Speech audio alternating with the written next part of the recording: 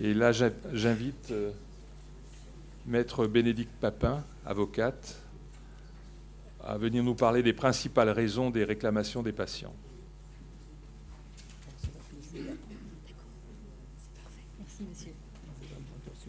D'accord, très bien, merci. Monsieur le Président, Monsieur le Coordinateur Amar, vous m'avez fait l'immense honneur de me solliciter dans le cadre de cette journée d'information et de colloque.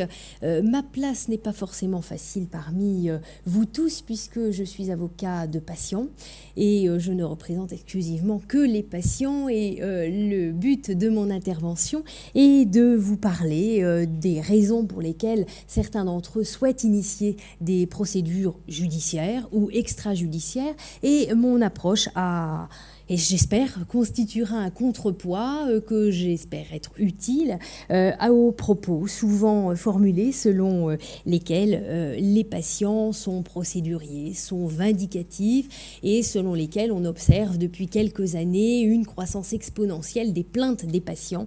Quelles sont donc les raisons de ces plaintes? Pourquoi les patients décident-ils de peut-être faire tomber parfois le carcan médical qui peut leur sembler parfois un peu lourd. Alors, les reproches ou les griefs qui sont formulés par les patients, je veux vous les présenter comme étant un outil utile pour éventuellement modifier la pratique ou pour examiner une démarche qualité de l'art que vous faites ou de l'organisation tout simplement des établissements de santé dans lesquels vous pouvez exercer. Quelle est la place laissée à l'usager du service de santé aujourd'hui ? Et quelle est l'efficience du travail qui est fourni par toutes les équipes médicales, vous à leur tête bien évidemment? Quels sont les moyens pour parvenir à une amélioration du système de santé? Je pense que les questions que se posent les patients et les procédures qu'ils peuvent engager ont aussi pour but de répondre à ces questions. Alors pour faire mon analyse et mon exposé aujourd'hui, je me suis fondée sur ce qui peut exister, ce qui a été publié pour essayer d'examiner au mieux les raisons de ces plaintes. Je me suis fondée sur un travail d'analyse, le seul à ma connaissance, qui a été publié depuis la loi du 4 mars 2002, un travail d'analyse qui a été mené sous la direction de mesdames Barbeau, Parisot et Winans, qui exercent toutes les trois à l'INSERM dans la section enquête. J'ai également regardé les décisions judiciaires obtenues par mes confrères et obtenues par mon cabinet. J'ai regardé également tous les avis émis par la commission pour essayer de vous donner une opinion assez précise sur ce qui motive les plaintes et puis également mettre en place certains postulats. Alors, qui porte plainte ? Qui porte plainte? Alors quand je dis porter plainte, c'est pas forcément devant la juridiction pénale, la connotation pénale doit être effacée de ce mot, c'est aussi qui simplement décide d'engager une procédure devant la CCI ou devant les juridictions. Il n'y a pas de profil morphopsychologique particulier, il n'y a pas de profils socio-professionnels qui peuvent être mis en évidence. Tout patient doit être considéré comme un potentiel plaignant, comme un plaignant en devenir. Cela ne va pas vous rassurer, mais effectivement, tous demain peuvent poser des questions ou s'interroger sur les raisons pour lesquelles tel acte a été pratiqué, tel acte n'a pas été proposé ou pourquoi telle information ne leur a pas été donnée. Comment le patient décide-t-il de porter à votre connaissance les raisons de ses griefs ou les raisons de son mécontentement ?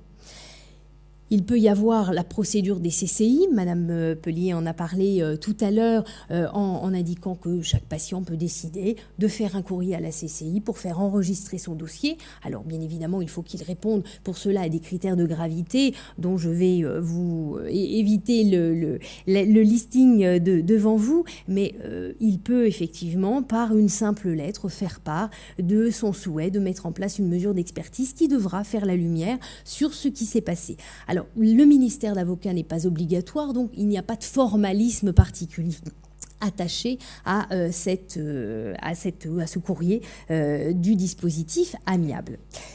Deuxième possibilité pour le patient d'engager une procédure, c'est la procédure judiciaire. Elle est pénale, elle est judiciaire, et pour là, le ministère d'avocat est obligatoire, sauf devant les juridictions administratives, lorsque le professionnel de santé exerce dans un cadre hospitalier, dans le cadre d'un établissement public de santé. C'est le tribunal administratif qui est saisi, et là, effectivement, il n'y a pas de raison particulière à l'établissement de la requête. Et la requête en plein contentieux peut être rédigée directement par le patient sans que celui-ci passe par la voie d'un avocat. Lorsqu'il y a un avocat, les griefs sont formulés de manière plus juridique, plus construite et en général dirigent directement le magistrat ou la personne qui est saisie de l'affaire vers une stratégie juridique à mettre en place, ou en tout cas à essayer de déjouer. Pourquoi le patient décide-t-il de porter plainte? Et ce sont donc vraiment les griefs et les implications qu'une plainte peut engager. Alors pourquoi? Je vous propose de distinguer 3 périodes qui peuvent constituer les motifs des griefs et des mécontentements. Lorsque le patient arrive dans un établissement de santé, il peut estimer avoir été victime d'un mauvais aiguillage. Il peut considérer avoir attendu trop longtemps. Ce sont des motifs parfois futiles. Mais il y a des motifs qui peuvent être beaucoup plus engageants en termes de responsabilité. C'est par exemple avoir sous-estimé la gravité d'un tableau clinique. C'est d'avoir mal interprété une radio. C'est de ne pas avoir pris en considération les signes qui se présentaient. Et pour cela, le patient souhaite demander une explication, voire une réparation, lorsque les simples explications ne suffisent pas, ou lorsqu'on remarque que les griefs qui ont été mis en avant ont entraîné des préjudices. Le patient peut également décider d'orienter ses griefs lorsqu'il estime avoir été victime d'une mauvaise prise en charge au cours même de sa prise en charge. Vous, en qualité de chirurgien, c'est surtout à ce moment-là que votre rôle peut intervenir. Alors, c'est une mise en cause spécifique de la compétence médicale qui a été proposée aux patients. Ça peut être le défaut d'information, nous en avons parlé tout à l'heure, nous en reparlerons dans quelques instants. Ça peut être la mise en cause du diagnostic qui a été posé, dont on estime qu'il n'a pas été correctement posé. Ça peut être la survenue d'une infection nosocomiale. Depuis la loi du 4 mars 2002, seuls les établissements de santé sont considérés comme responsables de l'affection soumise, de telle sorte que les chirurgiens, sauf faute particulière, ne sont plus concernés par cela. Lorsque le patient est sorti de l'établissement de santé, des griefs peuvent également être soulignés par ces soins. C'est le défaut d'information consécutif à sa sortie. On ne lui a pas expliqué exactement comment prendre le traitement, on ne lui a pas expliqué qu'il y avait une surveillance particulière à suivre. Ce peut être un défaut d'information sur les circonstances qui entourent le décès d'un proche. Ça fait l'objet pour beaucoup de personnes et de membres d'une famille, l'objet d'une réelle discussion. Pourquoi notre parent, notre enfant est décédé? Dans quelles circonstances? Et souvent, on se rend compte que la discussion avec le professionnel de santé est vraiment quelque chose d'important pour essayer d'expliquer les choses et peut-être d'éviter une procédure judiciaire. Le défaut d'accessibilité au dossier médical est également l'un des griefs notés par le patient lorsqu'il rencontre des difficultés à obtenir son dossier. Le transfert également des données vers le médecin traitant ou vers le patient lorsqu'il le demande. En toute hypothèse, qu'il y ait un grief qui puisse ouvrir sur une faute ou que ce grief n'aboutisse pas, il doit y être répondu, bien évidemment, dans un cadre judiciaire, dans un cadre extrajudiciaire, mais effectivement, une réponse doit être apportée. Le pôle santé, sécurité et soins qui anime le défenseur des droits a souvent expliqué que la discussion, que les échanges, que la communication permet de déjouer beaucoup de procédures, pas toutes bien évidemment, parce que dans certains cas les propos ne sont pas suffisants et les mots ne sont pas considérés comme étant suffisant, mais néanmoins, la communication est vraiment un point important. Alors, le défenseur des droits avait dit que les critiques que portent un certain nombre de nos concitoyens sur un système dont ils ont besoin, il faut entendre par cela la santé, sont souvent de l'ordre de la non-information. Et le défenseur des droits, à l'occasion d'un colloque, d'ajouter « Dans notre société anxiogène, le besoin d'apaisement est souvent prioritaire et requiert une capacité d'accueil, d'écoute et d'accompagnement qui fait parfois défaut. » Je vous laisse effectivement réfléchir à ces propos, même si la communication n'est pas certainement, je le conçois aisément, l'idée numéro 1 de votre activité professionnelle. Elle doit néanmoins accompagner votre art médical, parce que je pense vraiment, lorsque l'on voit se dérouler une mesure d'expertise, que les échanges entre professionnels de santé et patients peuvent vraiment déjouer les choses. Quel est le but recherché? Ce sera la dernière partie de mon intervention. Pourquoi la procédure est-elle engagée? Pour quelles raisons? Le patient souhaite-t-il des explications ou souhaite-t-il en savoir davantage? Et surtout, quel est le but de son action? Alors, lorsqu'il y a des préjudices physiques, psychiques, physiologiques, ce sont des demandes de dommages et intérêts, puisque la réclamation du patient se résout en termes de dommages et intérêts avec un chiffrage, l'étendue, bien évidemment, de la demande d'indemnisation est en fonction des préjudices subis par celui-ci.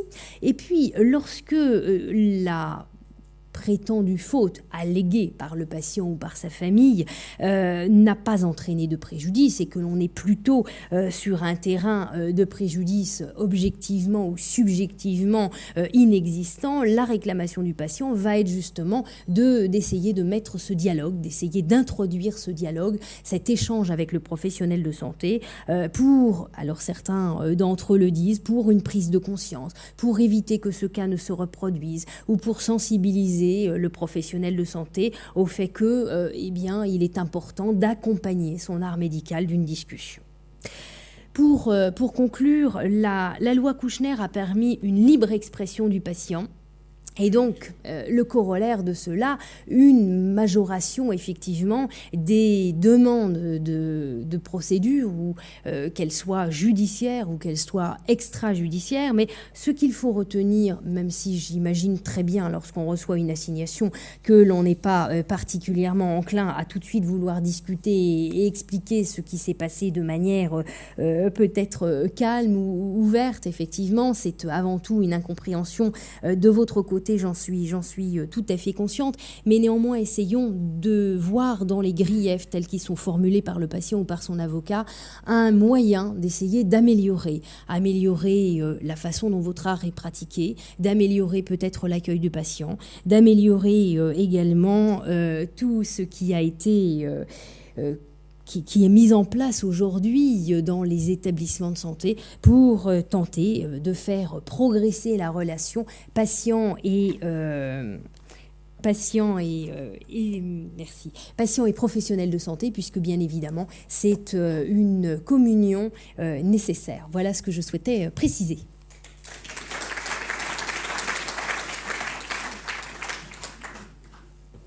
Merci maître.